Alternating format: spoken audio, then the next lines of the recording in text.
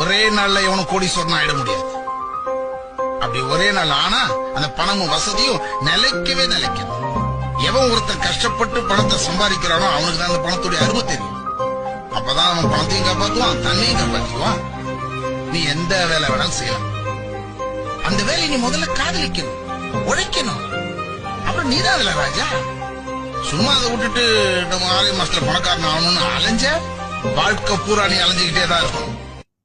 ஒரே நாள்ல எவனும் கோடீஸ்வரன் ஆயிடும்.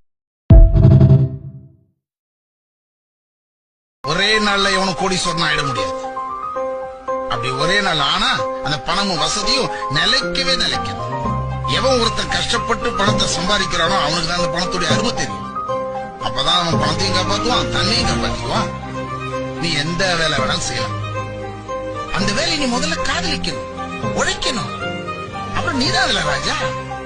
சும்மா அதை விட்டுட்டு நம்ம 6 மாசத்துல பணக்காரன் ஆகணும்னு அலைஞ்ச வாழ்க்கை பூரா நீ அலைஞ்சுக்கிட்டே தான் இருக்கணும்.